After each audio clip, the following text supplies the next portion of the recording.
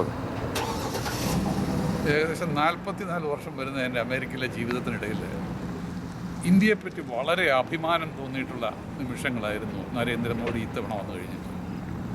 പല രാഷ്ട്രീയക്കാരും നേതാക്കന്മാരും അമേരിക്ക വരുന്നത് ഞാൻ കണ്ടിട്ടുണ്ട്. എന്നാൽ ഒരു വേൾഡ് ലീഡറിൻ്റെ എല്ലാ പരിവേഷത്തോടും കൂടെ ഇന്ത്യയെ മുഴുവൻ പ്രതിനിധാനം ചെയ്തുകൊണ്ട് ഒരു ഇന്ത്യൻ നേതാവ് വരുന്നത് വളരെ അപൂർവമായിട്ട് കാണാനായിട്ട് സാധിച്ചു. എന്നെ പ്രത്യേകം ശ്രദ്ധിച്ചൊന്ന് കാര്യമാണ്, ഇവിടെ ഇറങ്ങിയ അവസരത്തിൽ ഒരു പത്രലേഖകൻ ചോദിക്കുന്നുണ്ട്, ചൈനയുടെ പുരോഗതിയെക്കാട്ടും ഏതാണ്ട് 2-3% ഇന്ത്യയിലാണ് കുറവ്, ഇന്ത്യൻ ജനാധിപത്യം കൊണ്ടാണോ ഇതിൻ്റെ കുഴപ്പം? ചിരിച്ചുകൊണ്ട് മോഡി ഉത്തരം നൽകുന്നത് കേട്ടു. 2-3% പുരോഗതിയല്ല ഇന്ത്യക്കാരനെ സംബന്ധിച്ച് ഇന്ത്യൻ ജനാധിപത്യം. ഇതൊരു വ്യവസ്ഥിതി മാത്രമല്ല, ഇന്ത്യൻ ജീവിത രീതിയുടെ ഭാഗമാണ്.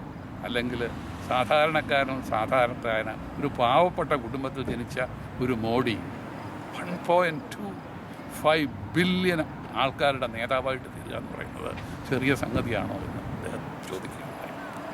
മറ്റൊന്ന്, ഈ മോഡി ഇവിടെ എത്തുമ്പോൾ പ്രവാസി ഇന്ത്യക്കാർക്കെല്ലാം അഭിമാനം പൊതുന്ന വേറെ ഒരു സംഗതി, അദ്ദേഹം എത്തുന്നതിൻ്റെ ഭാഗമായിട്ടാണ് ഒബാമ ഇന്ത്യൻ വംശജനായ ഒരു ഇന്ത്യക്കാരനെ അമേരിക്കയുടെ അംബാസഡറായി ഇന്ത്യയിലേക്ക് അയക്കുന്നത്.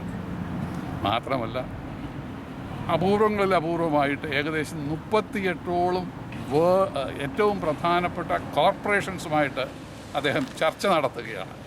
അതിൻ്റെ വേറെ ഒരു ഭാഗം, ഈ കോർപ്പറേഷനുകളിൽ ഒരു നല്ല പങ്കിൻ്റെ മേധാവിത്വ തലപ്പത്തിരിക്കുന്നത് ഇന്ത്യക്കാരാണ്. മോഡി പറഞ്ഞു, 21-ാം നൂറ്റാണ്ടിൽ ശാസ്ത്ര സാങ്കേതിക വിദ്യകൾക്കും ശാസ്ത്രജ്ഞന്മാർക്കും ഇന്ത്യ സംഭാവന നൽകാനായി തയ്യാറാണ്. ഒരു വളരെ വാസ്തവകരമായൊരു സംഗതിയാണ് അദ്ദേഹം പറഞ്ഞത്. വേറൊന്നും എന്നെ ശ്രദ്ധിച്ചത്, അദ്ദേഹത്തോട് ചോദിച്ചു, ഇന്ത്യയിൽ ഏതോ അൽ-ഖയ്ദ ബ്രാഞ്ച് തുടങ്ങുന്നുവല്ലോ. അദ്ദേഹം ചിരിച്ചുകൊണ്ട് നൽകിയ മറുപടി, അതിനെപ്പറ്റി നിങ്ങൾ ഭയപ്പെടേണ്ട ആവശ്യമില്ല. ആ ചോദ്യം തന്നെ ഇന്ത്യയിലെ മുസ്ലിങ്ങളെ നിങ്ങൾക്കറിയാൻ മേടാത്തതുകൊണ്ട് ഇന്ത്യൻ മുസ്ലിങ്ങൾ തന്നെ അതിനെ നേരിട്ടുള്ളൂ എന്ന് പറഞ്ഞു. എത്ര ഭംഗിയായ തൻ്റെ അടുത്തോടുകൂടി ഒരു ഉത്തരമായിരുന്നു അതെന്ന് ഓർക്കണം. എല്ലാ കാര്യത്തിലും നമുക്ക് അഭിമാനിക്കാവുന്ന ഒരവസരമായിരുന്നു ഇന്ത്യൻ പ്രധാനമന്ത്രി മോഡിയുടെ വിസിറ്റെന്ന് കക്ഷി പരിഗണനയ്ക്കോ മതപരിഗണനയ്ക്കോ സാമുദായിക പരിഗണനയ്ക്കോ ഒന്നും അതീതമായി നിന്നുകൊണ്ട് അഭിമാനിക്കാനായി സാധിക്കുന്ന ഒരു അവസരമാണെന്ന് സംശയലേശം എനിക്ക് പറയാൻ സാധിക്കും. അമേരിക്കൻ നരേന്ദ്രമോദിയുടെ ഈ പ്രസംഗത്തിനകത്ത് ഞങ്ങളിവിടെ അമേരിക്കയിൽ ബിസിനസ് ചെയ്യുന്ന ആൾക്കാരെ സംബന്ധിച്ചോളം ഇന്ത്യയിൽ പോയി ഒരു ബിസിനസ്സിൻ്റെ ഒരു യൂണിറ്റ് സ്റ്റാർട്ട് ചെയ്യാനും അതിന് വേണ്ടുന്ന എല്ലാ സാഹചര്യങ്ങളും ഉണ്ടാക്കുന്നതിനെക്കുറിച്ചുള്ള ഒരു പ്രോമിസ് അദ്ദേഹം നടത്തിയത് വളരെ അഭിനന്ദനാർഹമായുള്ളൊരു കാര്യമാണ്. അത് പുള്ളി ചെയ്യുകയാണെങ്കിൽ ഇന്ത്യക്ക് വളരെയധികം പ്രയോജനം ചെയ്യുന്ന ഒരു മേഖലയാണ് ബിസിനസ് മേഖല എന്ന് പറയുന്നത്. കാരണം വളരെയധികം IT ബേസ്ഡ് ആയിട്ടുള്ള ആൾക്കാർ ഇന്ത്യയിൽ നിന്ന് ഇവിടെ വന്ന് ജോലി ചെയ്യുന്നുണ്ട്. അത് തന്നെയല്ല, അമേരിക്കയിൽ നിന്നുള്ള ഒരുപാട് സോഫ്റ്റ്വെയർ കമ്പനികൾ ഇന്ത്യയെ ബേസ്ഡ് ആയിട്ടുള്ള കമ്പനികളുമായിട്ട് ബന്ധപ്പെട്ട് അവരുമായിട്ട് പല രീതിയിലുള്ള ഡെവലപ്മെൻറ്റ്സ് നടത്തുന്നുണ്ട്. അപ്പോൾ അമേരിക്കൻ ടെക്നോളജികൾ ഇന്ത്യയിലേക്ക് പറിച്ചു നടാനായിട്ടുള്ള ഒരു സാഹചര്യം ഗവൺമെൻറ് ഉണ്ടാക്കുകയാണെങ്കിൽ അത് വളരെയധികം സന്തോഷകരമായ ഒരു സംഭവമാണ്. അത് ഞങ്ങൾ 2005 അമേരിക്ക വിസ നൽകാതെ ബാൻ ചെയ്ത വ്യക്തിയാണ് മിസ്റ്റർ നരേന്ദ്രമോദി. പക്ഷേ അദ്ദേഹം ഇന്ന് ഇന്ത്യൻ പ്രധാനമന്ത്രിയായിട്ട് ഇന്ന് അമേരിക്കയിലെത്തിയിരിക്കുകയാണ്. അദ്ദേഹം ഒരു രാഷ്ട്രീയക്കാരനല്ല, അതിലുപരി നല്ലൊരു ഡിപ്ലോമാറ്റാണെന്നും ഒരു ലോക നേതാവാണെന്നും അദ്ദേഹം തെളിയിച്ചിരിക്കുകയാണ്. കാരണം അദ്ദേഹം ഈ കഴിഞ്ഞ ദിവസം UN നടത്തിയ പ്രസംഗത്തിലൂടെ അത് വളരെ വ്യക്തമാക്കിയിരിക്കുകയാണ്. അദ്ദേഹം പറഞ്ഞത്, ടെററിസം തുടങ്ങി ലോക രാജ്യത്ത് ഇപ്പോഴുള്ള ദാരിദ്ര്യം വരെ നിർമ്മാർജ്ജനം ചെയ്യാനായിട്ട് ലോകരാഷ്ട്രങ്ങൾ ഒരുമിച്ച് കൂടണം. ലോകരാഷ്ട്രങ്ങളുടെ ഒരുമിച്ചുള്ള പ്രവർത്തനത്തിലൂടെ മാത്രമേ നമുക്ക് ഇന്ന് ലോകം അനുഭവിച്ചു കൊണ്ടിരിക്കുന്ന പല വിപത്തുകളും നമുക്ക് ഒഴിവാക്കാൻ പറ്റുകയുള്ളൂ എന്ന് അദ്ദേഹം സൂചിപ്പിക്കുകയുണ്ടായി. അതിനുവേണ്ടി ഇന്ത്യ ലോകരാജ്യങ്ങളോട് ഒരുമിച്ച് പ്രവർത്തിക്കാൻ അദ്ദേഹം തയ്യാറാണെന്നും, കൂടാതെ ലോകം ഒരു കുടുംബം, അതായത് വസുദൈവ കുടുംബകം എന്ന സന്ദേശത്തിൻ്റെ അടിസ്ഥാനത്തിൽ വിശ്വസിക്കുന്നവരാണ് ഇന്ത്യക്കാരെന്നും അദ്ദേഹം ആ പ്രസംഗത്തിൽ അദ്ദേഹം പറയുകയുണ്ടായി. അതുപോലെ തന്നെ ഈ കഴിഞ്ഞ ദിവസം ന്യൂയോർക്കിൽ അദ്ദേഹത്തിന് ലഭിച്ച സ്വീകരണം, വളരെ ഊഷ്മളമായ സ്വീകരണം മുൻ പ്രധാനമന്ത്രിമാർക്ക് ആർക്കും ലഭിക്കാത്ത തരത്തിലുള്ള ഒരു വരവേൽപ്പാണ് അദ്ദേഹത്തിന് ന്യൂയോർക്കിൽ മാഡിസൺ സ്ക്വയർ ഓഡിറ്റോറിയത്തിൽ നൽകുകയുണ്ടായത്. അമേരിക്കയുടെ മറ്റ് പല സംസ്ഥാനങ്ങളിൽ നിന്നെത്തിയ അമേരിക്കൻ ഇന്ത്യൻസ്, അതുപോലെ കാനഡയിൽ നിന്നെത്തിയ അമേരിക്കൻ ഇന്ത്യൻസ്, ഇവരെല്ലാവരും കൂടി ഒരുമിച്ച് നൽകിയ സ്വീകരണം ജനഹൃദയങ്ങളിൽ ഒരിക്കലും മറക്കാത്ത രീതിയിലുള്ള ഒരു രംഗമായിരുന്നു.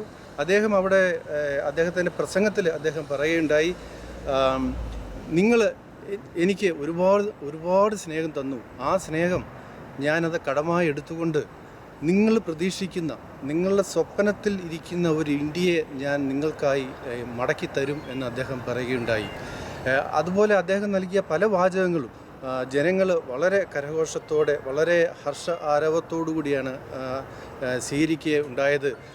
ഉദാഹരണത്തിന്, ചുവപ്പ് നാടകൾ മാറ്റി നിങ്ങൾക്കായി ചുവപ്പ് പരവതാനി ഞാൻ വിരിക്കും എന്ന് അദ്ദേഹം പറയുകയുണ്ടായി. ജനങ്ങളെ ആകർഷിച്ചിരുന്ന പാമ്പാട്ടികൾ ഉണ്ടായിരുന്ന ഇന്ത്യയിൽ ഇന്ന് ഇന്ത്യക്കാർ മൗസിലൂടെ ലോക ജനങ്ങളെ ആകർഷിക്കുന്ന അവസ്ഥയിലേക്ക് നമ്മൾ എത്തിയിരിക്കുകയാണ്. അതിനെല്ലാം ഉത്തരവാദി നിങ്ങളാണ്, ഞാൻ നിങ്ങളോട് കടപ്പെട്ടിരിക്കുന്നു എന്ന് അദ്ദേഹം പറയുകയുണ്ടായി. അതുപോലെ തന്നെ അദ്ദേഹം ഒരു ആഹ്വാനം നൽകി, made in China, made in India എന്ന് നമ്മളത് മാറ്റണം എന്ന് അദ്ദേഹം പറയുകയുണ്ടായി. ചിലപ്പോൾ അദ്ദേഹം ഉദ്ദേശിച്ചത് ഇതിലൂടെ ഇന്ത്യയുടെ എക്കോണമി വളരെ വലുതാക്കാനും ലോക രാജ്യങ്ങളിൽ തന്നെ ഏറ്റവും ഒന്നാമത്തെ സാമ്പത്തിക രാഷ്ട്രമാക്കി ഇന്ത്യയെ മാറ്റാനും അദ്ദേഹത്തിന് സാധിക്കും എന്നുള്ള വിശ്വാസം അദ്ദേഹത്തിലുണ്ട്. എന്തായാലും അദ്ദേഹത്തിന് നൽകിയ സ്വീകരണം ത്തിലൂടെ എനിക്ക് മനസ്സിലായത്, ഇവിടുത്തെ ജനങ്ങൾ, അമേരിക്കൻ ഇന്ത്യൻസ് അദ്ദേഹത്തിൽ ഒരുപാട് വിശ്വാസം അർപ്പിച്ചിരിക്കുന്നു എന്നാണ്. മറ്റൊരു കാര്യം, അദ്ദേഹം തികഞ്ഞ ഒരു രാഷ്ട്രീയ രംഗത്ത് അല്ലെങ്കിൽ ഒരു ഭരണാധികാരി എന്നുള്ള നിലയിൽ അദ്ദേഹം തൻ്റെ കഴിവ് വളരെ വ്യക്തമായി തെളിയിച്ച ഒരു വ്യക്തിയാണ്.